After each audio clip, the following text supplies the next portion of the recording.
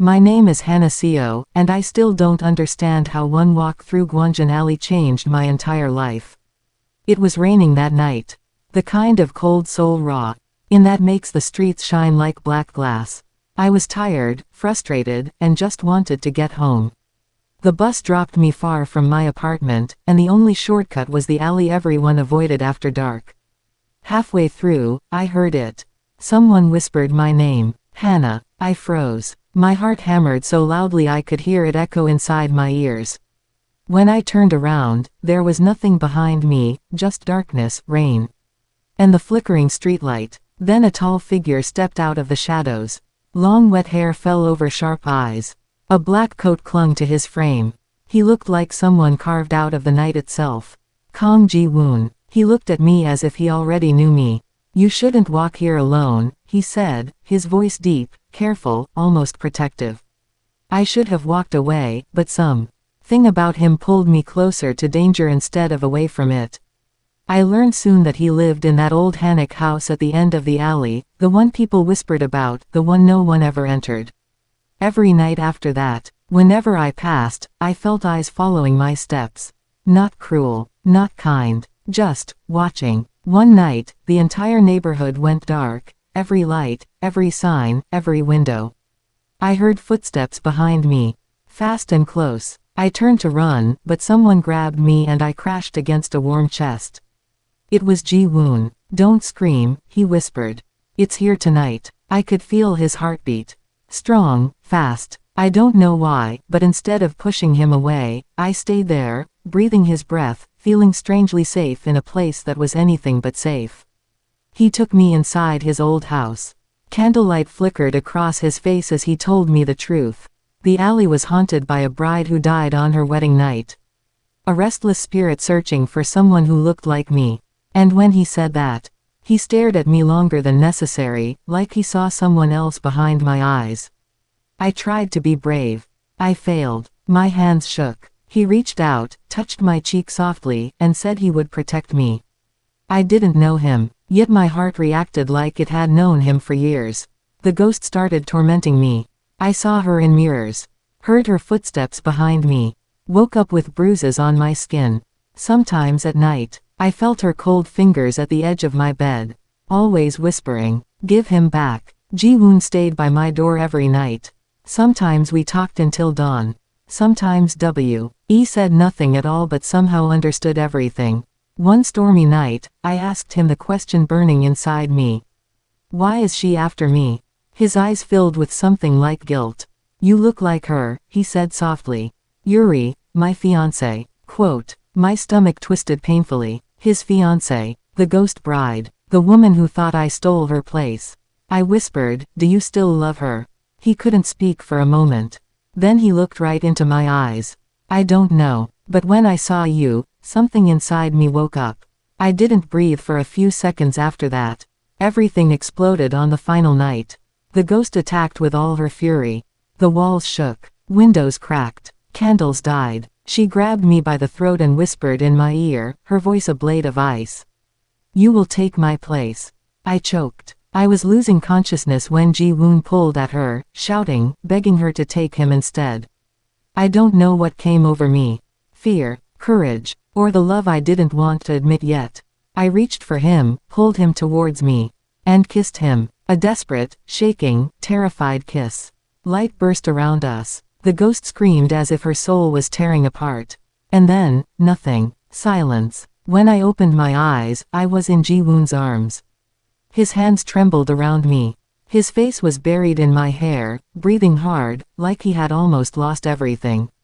You saved me, he whispered against my ear. You broke the curse. He walked out of Guanjin Alley with me that morning, the first time he had stepped beyond it in 15 years.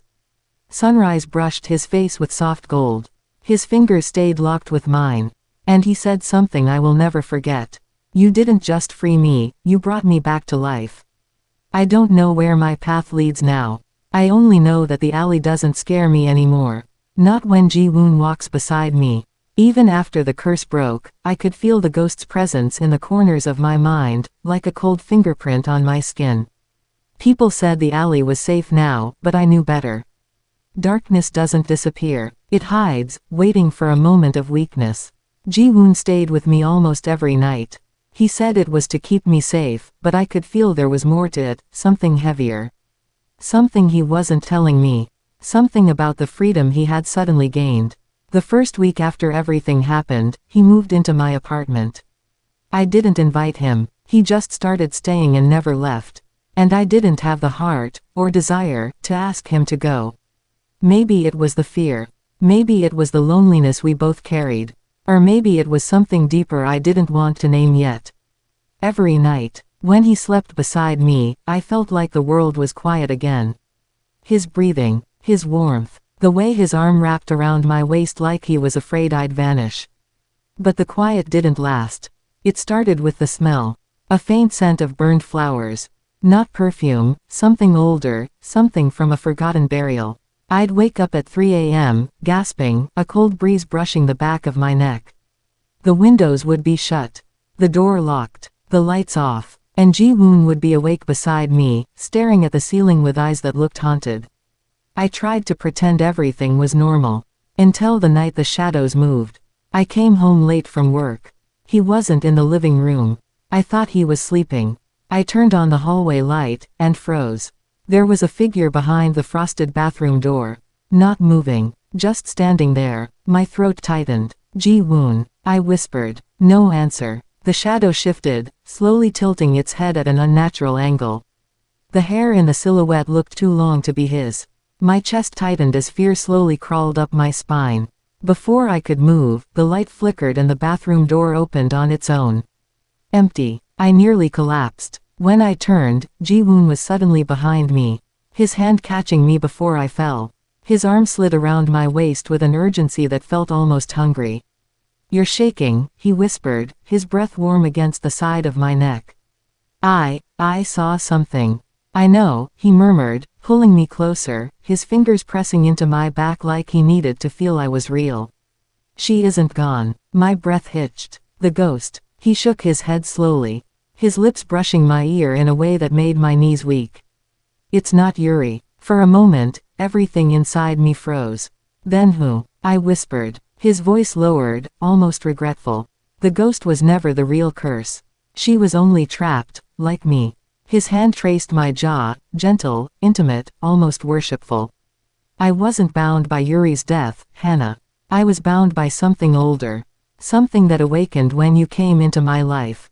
The air between us grew heavy, charged with something dark and magnetic. Trying to make sense of his words, I asked, what did I awaken? His eyes lowered to my lips. I could feel his breath mixing with mine. His hand slid slowly down my arm, igniting shivers. Desire, he whispered. Fear, memory, things that should have stayed buried. He leaned in closer, his lips brushing my cheek, not quite a kiss, but enough to steal my breath. And things that want you, he added softly.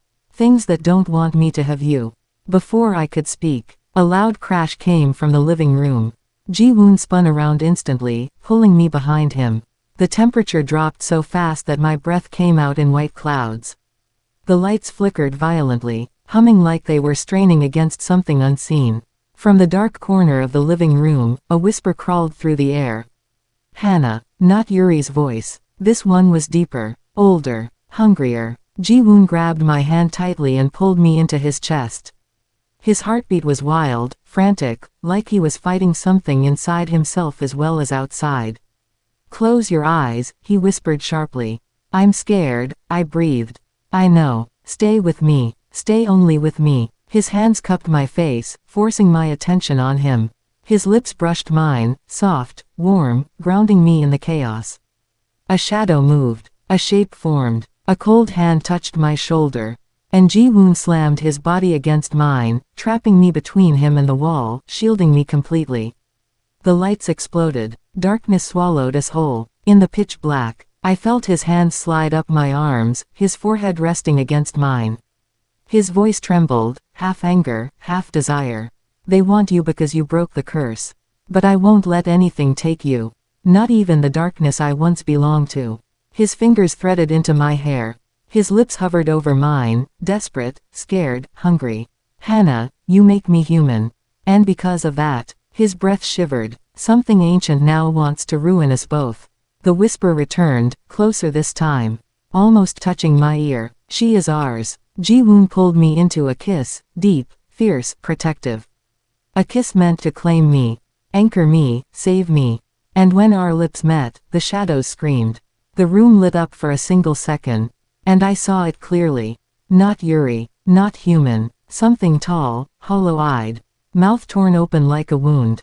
Staring at us. Reaching for me. When the light died again, I clung to Ji-woon, trembling. His lips were still on mine, comforting me, grounding me, claiming me with a mix of fear and passion.